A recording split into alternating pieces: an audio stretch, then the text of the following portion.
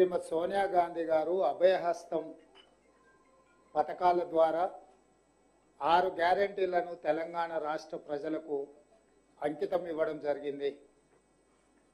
ఆ రోజు శ్రీమతి సోనియా గాంధీ గారు ఏ విధంగా అయితే తెలంగాణ రాష్ట్రం ఇస్తా అని మాట ఇచ్చి తెలంగాణ రాష్ట్రం ఇచ్చిండ్రో అదేవిధంగా తెలంగాణ రాష్ట్ర ప్రజలకు 6 గ్యారెంటీలను నేను హామీ ఇస్తున్నా, వాటిని తప్పకుండా అమలు చేసి తీర్తాము అని చెప్పి శ్రీమతి సోనియా గాంధీ గారు తుక్కుగూడలో రాజీవ్ గాంధీ ప్రాంగణంలో తెలంగాణ ప్రజలకు గ్యారెంటీ ఇవ్వడం జరిగింది. ఆ గ్యారెంటీలను నమ్మి ప్రజలకు శ్రీమతి సోనియా గాంధీ గారి మీద ఉన్న నమ్మకం విశ్వాసంతో డిసెంబర్ 3 నాడు కాంగ్రెస్ పార్టీకి అత్యధిక మెజారిటీ ఇచ్చి ప్రజాప్రభుత్వాన్ని ఏర్పాటు చేయడం జరిగింది.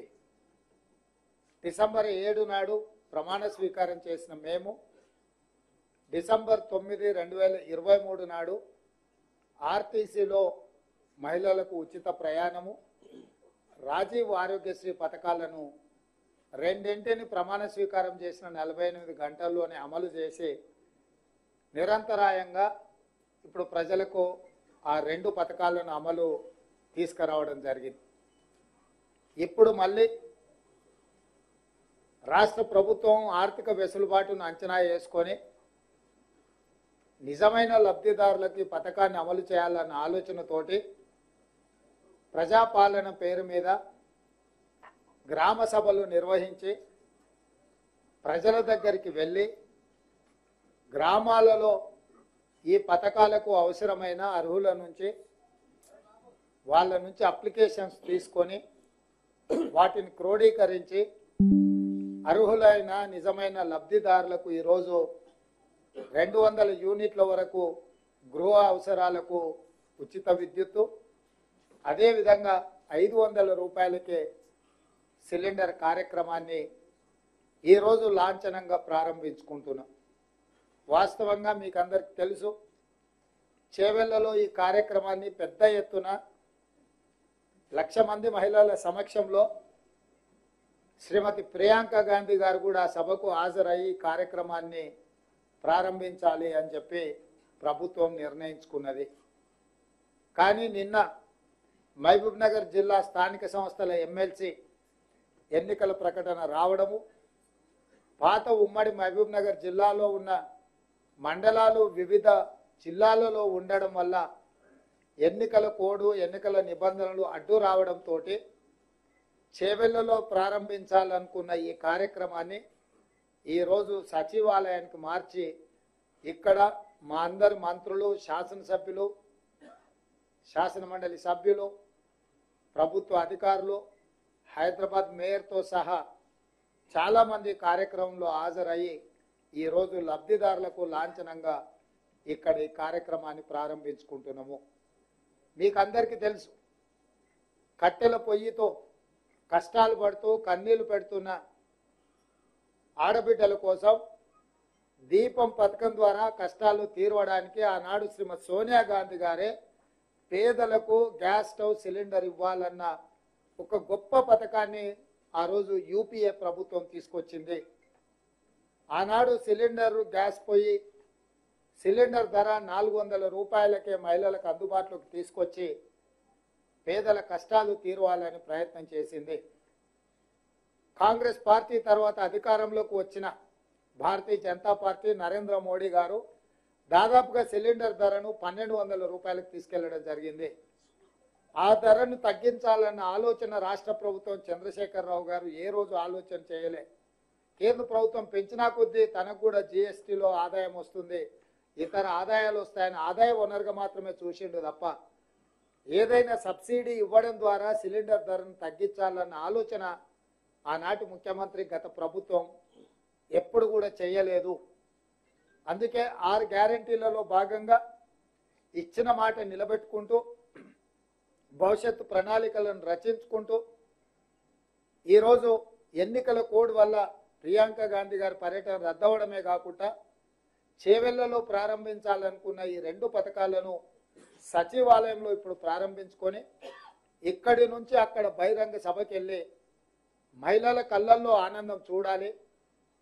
ఆడబిడ్డలతో మేమందరం కలిసి ఈ ఆనందంలో భాగస్వామ్యం కావాలి అని చెప్పి మంత్రివర్గ సహచరులు అందరూ కూడా చర్చించి నిర్ణయం తీసుకొని ఈరోజు ఈ కార్యక్రమాన్ని చీఫ్ సెక్రటరీ శాంతకుమారి గారు ఇక్కడ ఏర్పాటు చేసి, అదేవిధంగా సివిల్ సప్లైస్కు సంబంధించిన అధికారులు, అదేవిధంగా ఎనర్జీ డిపార్ట్మెంట్కి సంబంధించిన అధికారులు చాలా రోజుల నుంచి వివిధ సంస్థలతో సంప్రదించి మాట్లాడి ఇది ఏమాత్రం పేదలకు ఇబ్బంది జరగకుండా పేదలకి పథకం సులువుగా చేరే విధంగా వాళ్ళు అన్ని రకాల చర్చలు జరిపి కేంద్ర ప్రభుత్వంలో అమలు జరుగుతున్న పథకాల నుంచి వివిధ రాష్ట్రాలలో జరుగుతున్న పనితీరును కూడా గమనించి అధికారులు పేదలకు వెసులుబాటు కలిగే విధంగా పేదలకి పథకం సులువుగా చేరే విధంగా విధి విధానాలను నిర్ణయించి ఈరోజు ఈ పథకాన్ని ప్రారంభిస్తున్నాము.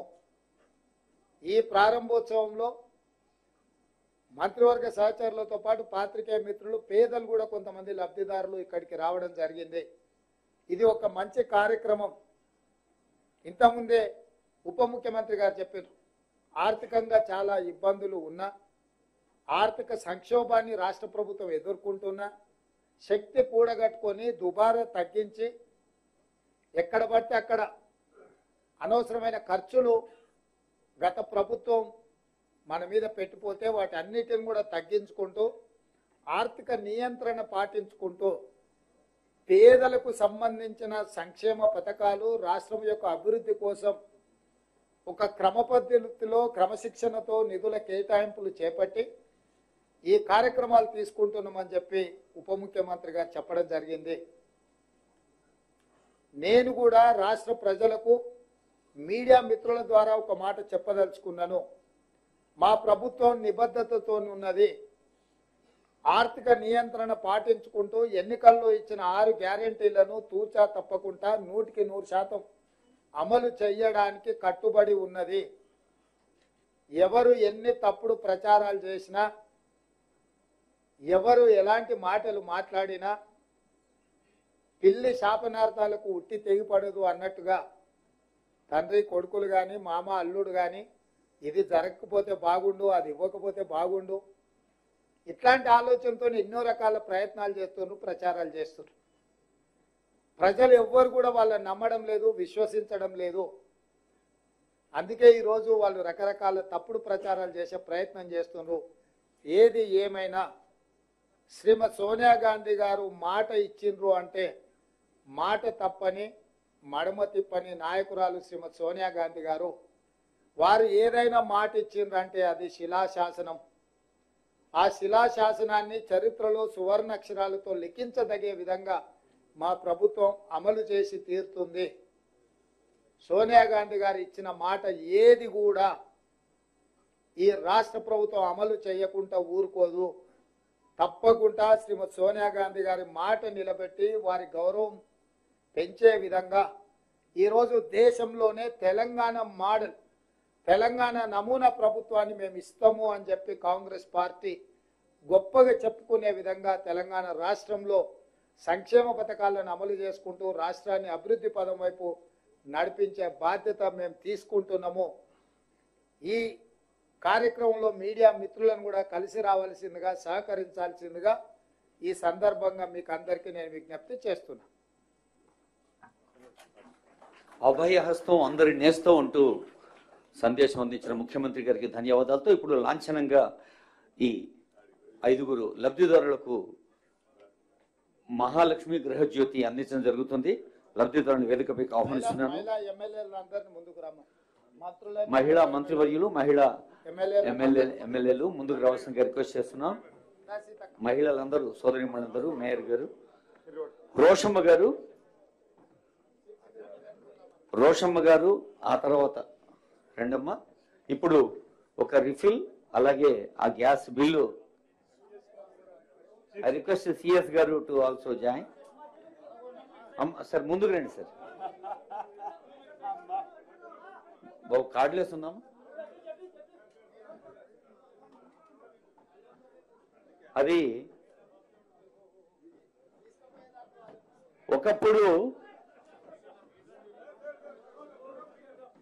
మన పల్లెల్లో గ్యాస్ బండ అంటారు. అది గ్యాస్ బండ కాదు, తెలంగాణ ప్రభుత్వపు అండ అని నిరూపిస్తుంది వేదిక. రోషమ్మ, ఆ తర్వాత స్వప్న. వెళ్ళిందా sir? Swapna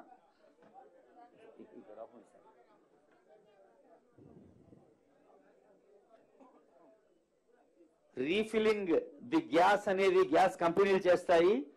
refilling the financial assistance అనేది మళ్ళీ ప్రభుత్వం చేస్తుంది. అంటే 955 రూపాయల సిలిండర్ ని 500 రూపాయలకి అందించడం, మిగతా డబ్బును ప్రభుత్వం సబ్సిడీ రూపంలో అందిస్తుంది.